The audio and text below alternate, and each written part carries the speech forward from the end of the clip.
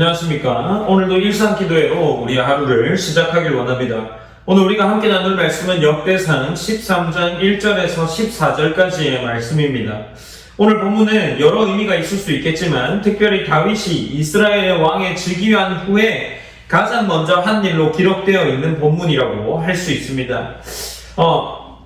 다윗은 왕이 되자마자 나라의 정비나 군사적인 행보보다 하나님의 언약궤에 대한 관심을 가지고 있었다라는 것으로 역대상은 기록을 이어나가고 있습니다.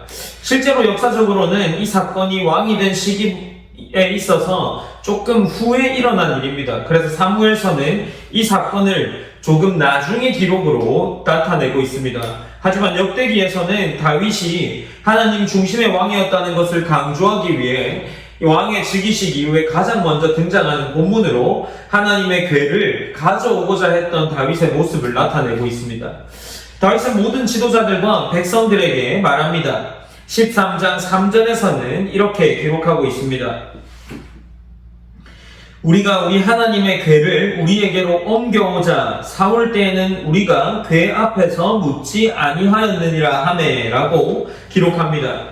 다윗의 마음과 의도는 너무나도 바른 마음을 가지고 있는 거죠. 그는 이스라엘이 하나님 앞에서 경외하는 마음과 임재를 회복하고 싶은 열정, 백성들과 함께 예배 중심의 공동체를 만들고자 하는 그러한 소망이 있었기 때문에 그가 왕에 즉위한 이후에 가장 먼저 다윗과 여러 지휘관들이 의논하여서 사울이 있을 때 가지고 있지 않았던 하나님의 궤를 가지고 오고자 하는 그러한 마음을 나타내고 있습니다.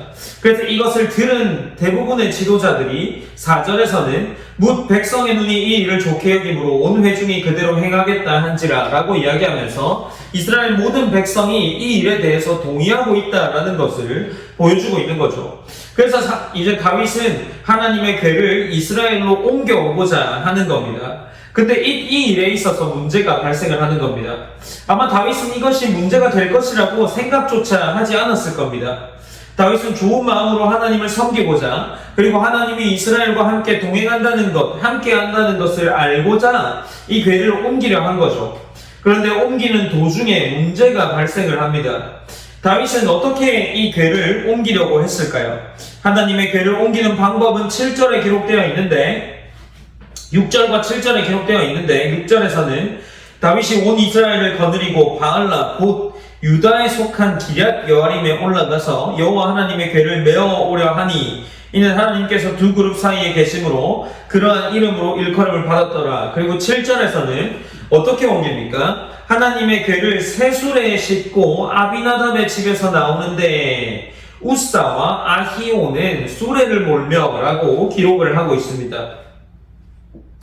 이 일에 있어서 이제 우사와 아히오라는 두 인물이 새 수레를 가지고 하나님의 궤를 옮기고자 한 겁니다. 아마 이 일에 있어서 많은 사람들이 기뻐했을 거고 좋은 분위기 속에 이 일을 시작했을 겁니다.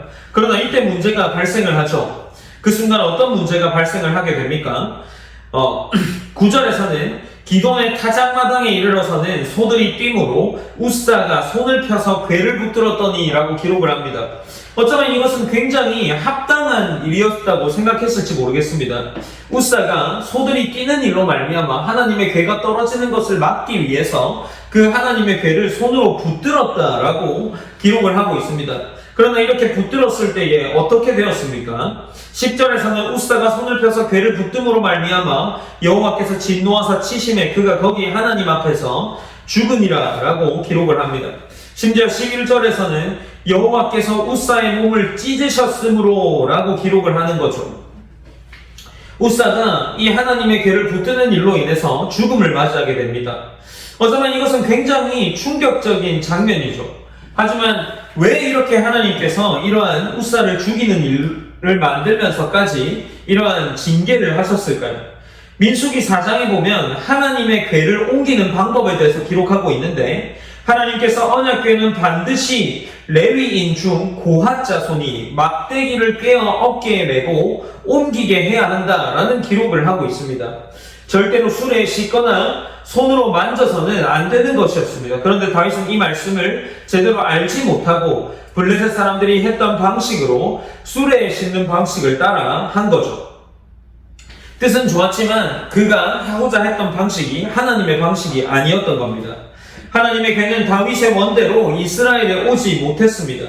민수기 4장에 보면 이러한 방법들을 쓰지 않음으로 말미암아 이제 다윗은 오벳 에돔의 집에 그 괴를 놔둘 수밖에 없었습니다. 뜻은 좋았지만 하나님의 방식이 아니었던 거죠. 우리 또한 가끔 이럴 때가 있습니다. 열정은 넘치지만 하나님의 뜻을 묻지 않습니다. 마음이 뜨거운 것, 열정이 있는 것, 그것 하나면 된다라고 생각을 합니다. 그런데 하나님께서는 순종을 제사보다 기뻐하신다라고 말씀을 하신 분이죠. 우리의 계획보다 또 우리의 생각보다 내가 이루어가고자 하는 방향보다 말씀에 더 민감해야 하는 겁니다. 다윗은 이 일을 통해서 배우게 되는 거죠. 그는 놀라고 하나님을 두려워하는 마음을 가지게 되는 겁니다. 오벳에돔의 집에 두었을 때 오벳에돔의 집이 복을 받게 되는 것을 보게 됩니다.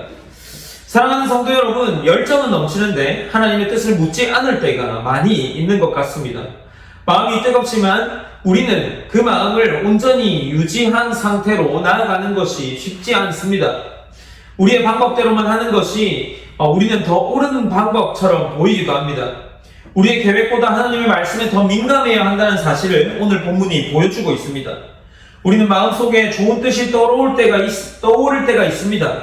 기도를 하고 싶어 하고 말씀을 가까이 하고 싶어 하고 누군가를 섬기고 싶은 열정이 생기기도 합니다. 마음 자체가 악한 것은 아니죠. 마음 자체는 굉장히 순하고 순종적이고 귀한 마음입니다. 그러나 어떻습니까? 성경은 그러한 마음을 비난하고 그 마음을 책망하는 것이 아니라 그 가운데 하나님의 뜻대로 이루어져야 한다는 것을 이야기하고 있는 겁니다. 그 말씀대로 지켜나갈 때에 그것이 참된 의미가 있게 되는 거죠. 우리가 어떤 상황에 있든지 하나님을 먼저 구하고 하나님께 먼저 방법을 여쭙는 그러한 성도가 되어야 한다라는 것을 우리가 기억하면서 나갔으면 좋겠습니다. 우리가 오늘 이 시간 함께 기도할 때에 우리가 교회를 세워가는 가운데에 특별히 제 마음에 많은 하고 싶어하는 일들, 계획하고자 하는 일들이 많이 있습니다. 하나님, 그 가운데에 우리의 마음이 있지만 그것들을 꼭 하나님께 물어보고 하는 그러한 교회로서 나아가길 원합니다 라고 기도해 줬으면 좋겠습니다. 그리고 두 번째로는 하나님이 함께 하실 때의 형통을 기억하며 나아갔으면 좋겠습니다. 오벳에돔의 집에 머물렀을 때에 그 오벳에돔의 집은 어떻게 되었습니까? 14절에서는 하나님의 괴가 오벳에돔의 집에서 그의 가족과 함께 석 달을 있으니라. 여호와께서 오벳에돔의 집과 그의 모든 소유에 복을 내리셨더라 라고 기록합니다. 하나님이 함께 하실 때의 형통함이 있는 거죠. 우리가 그것들을 기억하면서 우리의 교회가 세워져 나가고 내 삶이 한 해 한 해 나갈 때마다 하나님의 형통함을 기억하여서 하나님의 뜻을 구하고 하나님과 함께함으로 말미암아 내게 복이 주어지고 교회의 복과 하나님의 복이 우리의 삶 가운데 충만해지는 그러한 성도가 될 수 있길 원합니다 라고 기도하셨으면 좋겠습니다. 우리가 함께 기도할 제목들을 기억하여서 하나님의 뜻을 구하는 성도, 하나님이 함께 하실 때 형통한다는 것을 기억하는 그러한 성도가 되길 원합니다. 우리가 그러한 삶을 살기 원한다고 기도하셨으면 좋겠습니다. 제가 기도함으로 오늘 일상기도회를 마무리하도록 하겠습니다. 사랑의 하나님 감사합니다. 하나님, 오늘도 일상기도회를 통해서 하루를 시작합니다. 하나님, 특별히 역대상에 나오는 이 다윗의 이 하나님의 괴와 관련된 사건들을 함께 나눴습니다. 하나님의 괴가 함께하는 것은 복입니다. 하나님, 그러나 그 복을 누리기 위해서 우리가 먼저 해야 할 것은 하나님의 뜻을 묻는 것이죠. 우리가 하나님의 뜻을 먼저 물을 수 있는 성도 되게 하시고 하나님을 존경하고 경외하고 하나님을 갈망하지만 우리의 마음대로 그것들을 하는 것이 아니라 하나님이 정해놓은 방법과 뜻과 하나님의 말씀의 방향대로 우리의 삶이 그 길을 따라 하나님을 사모함으로 나아갈 수 있도록 인도하여 주시옵소서. 그러므로 말미암아 우리가 하나님의 뜻으로 더 하나님과 함께하며 나아갈 때 하나님의 형통하심과 하나님의 복이 우리의 삶과 교회 가운데 허락되어질 수 있도록 인도하여 주시옵소서. 온전히 모든 영광 하나님께 올려드리며 오늘 하루의 삶도 하나님의 형통과 함께함을 느끼며 하나님의 방향성에 맞는 삶을 살아낼 수 있도록 인도하여 주시옵소서. 살아계신 예수님의 이름으로 기도드립니다. 아멘.